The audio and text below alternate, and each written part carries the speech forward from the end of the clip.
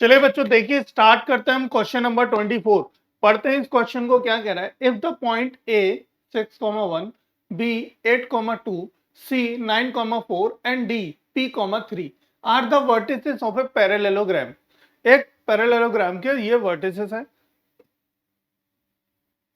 Taken in order, मतलब एक order में ले लो इनको, मतलब जैसा कि एक ऑर्डर में ऐसे चल रहे हैं, ऐसे ऐसे ऐसे, सेम एक ऑर्डर में ले लें, कहीं से भी ले लो, चाहे ऐसे ले लो चाहे यहां से स्टार्ट कर लो, कहीं से भी स्टार्ट कर लो, बट वो क्या करा है एक ऑर्डर में ले लो। Find the value of p, और पी की वैल्यू बताइए।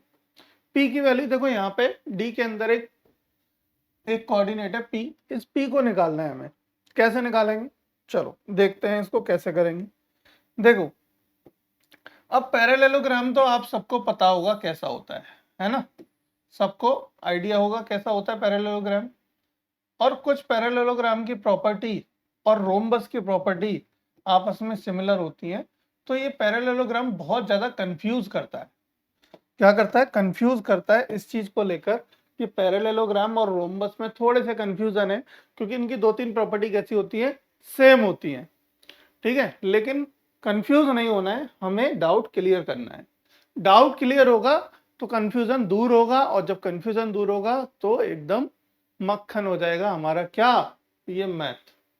देखो हम ले लेते हैं, मान लो कोई बिंदु यहां से ले लेते हैं ए, ये लिया बी, ये लिया सी और ये लिया डी। ये पैरेललोग्राम के चार वर्टिसेस हो गए।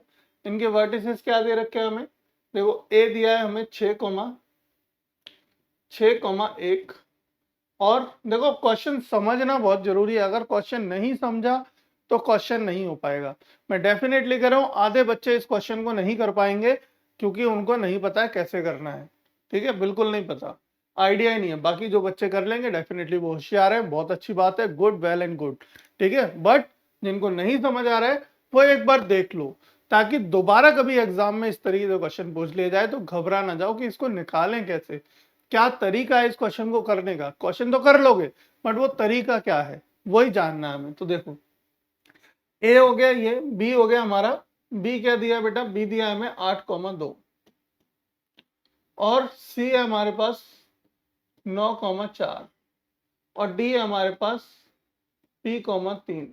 ठीक है, ये हमारे वर्टिसेस है a b c d, order में ले लिए हमने, एक कहीं से भी स्टार्ट कर लो, ऑर्डर में ले लो बस।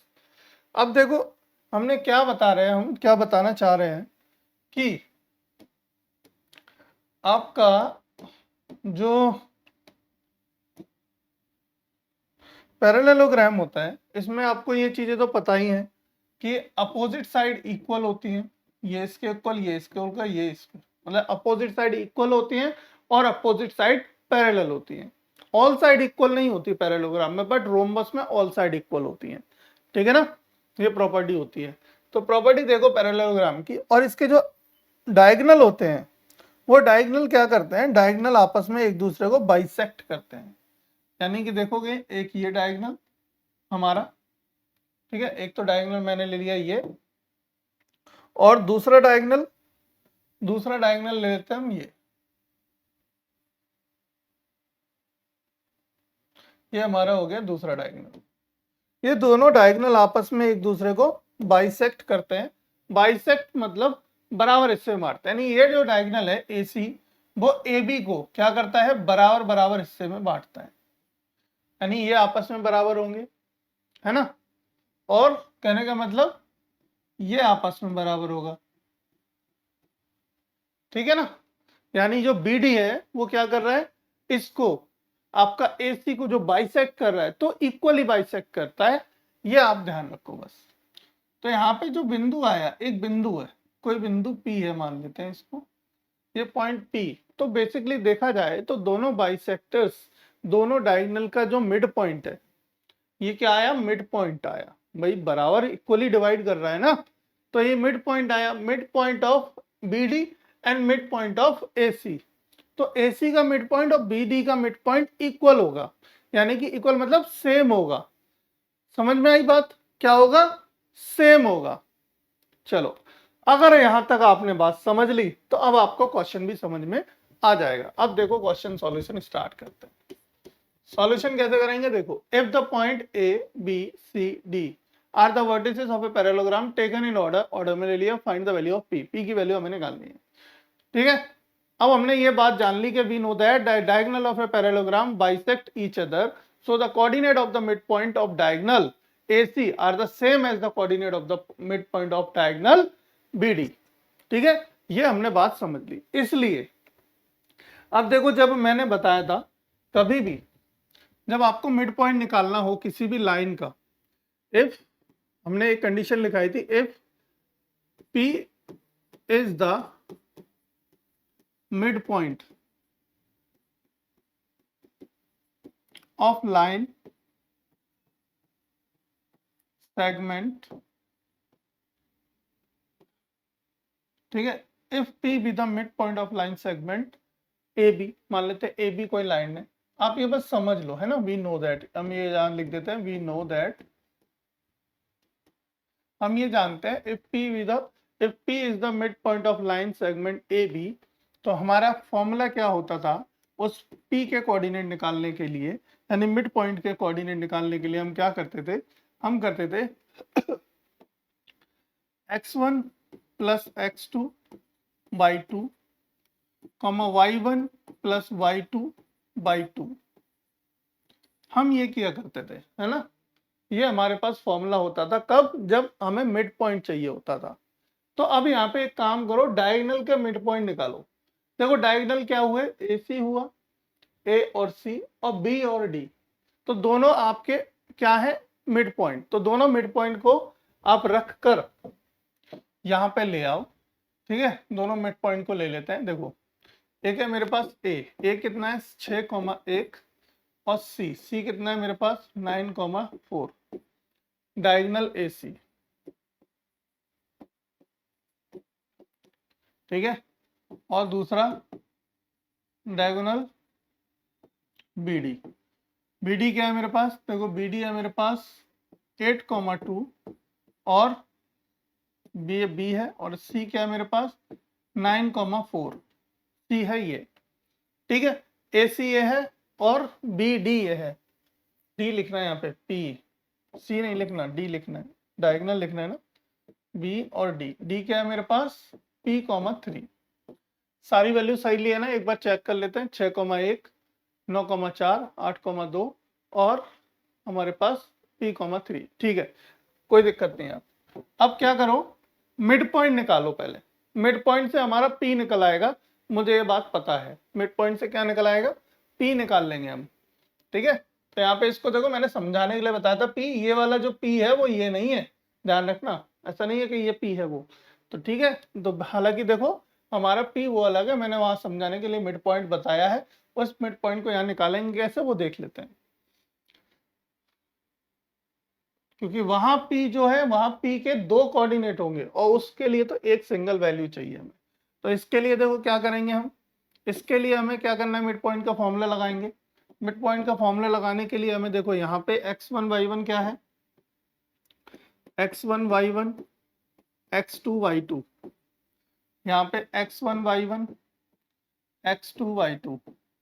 ठीक है, दोनों के लिए अलग अलग फॉर्मूला लगा दो, x1 y1 plus x2 y2, है ना, क्या फॉर्मूला होता था, x1 प्लस x2, x1 कितना 6 प्लस x2 9 बटे 2 कॉमा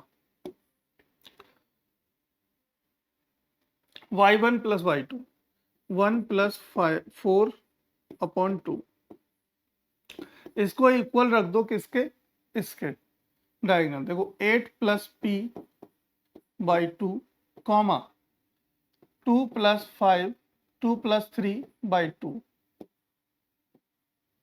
ठीक है, ये कितना हो गया 6 और 9 15, 15 बटे 2 कॉमा कितना हो गया 5 बटे 2 बराबर 8 प्लस P, ये तो as it is upon 2 comma ये कितना हुआ 5 बटे 2।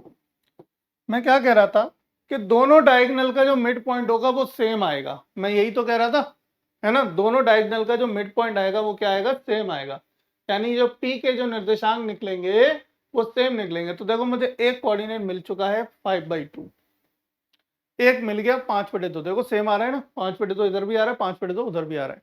अब यहाँ पे 8 प्लस पी है, वहां 15 प्लस मतलब 15 है, 15/2 है, तो यहाँ 15/2 बनाने पड़ेगा, यानी सेम ही आएगा ना, सेम आएगा। ये तो क्वेश्चन में ही हमें पता है, मतलब पैरेललोग्राम की कंडीशन है, सेम आएगा। तो जब ये सेम आएगा निर्देशांक, ठीक है, यानी मिड पॉइंट जब सेम आएगा तो यानी ये भी 15/2 आएगा। अब इसको 15/2 बनाने के लिए 8 में कितने जोड़ दूं जो 15 हो जाए, 7 जोड़ दो। इसका मतलब पी का मान कितना आ गया, 7 आ गया। Option C, option C right answer हो गया। देखो मुझे यहीं पे पता चल गया क्वेश्चन, ठीक है। अब इसको सॉल्यूशन करना है, आपको देखना है कि नहीं नहीं सर ऐसे समझ नहीं आया, सॉल्यूशन करके दिखाओ, पूरा मान निकाल के दिखाओ। एक काम करो, देखो एक्स एक्स को बराबर रख दो, तो 8 प्लस p/2 बराबर 15/2, 2 से 2 कट गया, 8 प्लस p बराबर 15 और p बराबर 15 माइनस 8, दैट मीन्स p बराबर 7। तो p की वैल्यू कितनी आ गई बच्चा, 7 आ गई। तो आपका p का वैल्यू निकल आई 7। बोलो बोलो, कोई बात, कोई दिक्कत, कोई समझ में ना आई हो ऐसी बात? तो भैया समझ में तो आएगी, क्योंकि आप इन्विक्टा पे पढ़ रहे हो, और इन्विक्टा पे ऐसा कुछ नहीं मिलेगा आपको जो समझ में ना आए, ठीक है। तो मेरे साथ पढ़ोगे तो डेफिनेटली समझना ही है, हमें रटना नहीं है, याद नहीं करना है, हमें सिर्फ समझना है। और एक बार समझ लिया तो समझ लो जिंदगी भर के लिए बेड़ा पार है आपका, यानी कि आप कभी भी मैथ कहीं से भी कुछ भी पूछे आपने कोई समस्या नहीं होगी, ठीक है। क्योंकि हम हर चीज के कॉन्सेप्ट से लेके चलते हैं, कि छोटे छोटे कॉन्सेप्ट को ले आते हैं बीच में, ताकि आपके वो कॉन्सेप्ट भी क्लियर हो जाए जो और टीचर नहीं बताते, ठीक है ना। तो चलो फिर आगे बढ़ेंगे, देखेंगे अगला क्वेश्चन, और ऐसे ही शानदार क्वेश्चन लेके आते रहेंगे और आपको बताते रहेंगे। चलो, बहुत सारे टीचरों ने ये क्वेश्चन किया होगा, बट बिल्कुल ही अलग तरीके से, बट हमने आपको समझाया एकदम इजीएस्ट वे से, ताकि आपको याद रहे। देखो कहते हैं ना, अगर कोई रास्ता आपको याद करना है, जैसे बचपन में क्या होता है, बचपन में आप रास्ते भूल जाते हैं, जल्दी से रास्ते याद नहीं होते, है ना। तो क्या करते थे हम, मतलब मार्क करते थे, या कोई मतलब ऐसा पॉइंट याद करते थे, भाई देखो इस गली से मुड़ेंगे सामने ये वाली बिल्डिंग है, तो इस बिल्डिंग को याद रखेंगे, इस गली से मुड़ेंगे सामने ये वाली बिल्डिंग है, इसको याद रखेंगे। तो आप क्या करते थे, खुद से चेक पॉइंट बना लेते थे। तो ये चेक पॉइंट क्या है, यही वो चेक पॉइंट्स हैं जहां पे हमने थोड़ी चीजें ऐड ऑन कर लेते हैं, कि इस चीज से हमें ये याद रहेगा, इस चीज से हमें ये याद रहेगा। तो ये चेक पॉइंट भी मैथ में बना लो। अगर ये चेक पॉइंट बना लोगे, फिर रास्ते नहीं भूलोगे, कि कैसे भटकोगे नहीं, भूलोगे नहीं, तो अपनी दिशा पे यानी अपनी मंजिल पे जब अगली बार आओगे तो पहुंच जाओगे उन रिमेंबर पॉइंटों को याद करके, ठीक है। तो चलो फिर बढ़ते हैं आगे, अगला क्वेश्चन देखते हैं।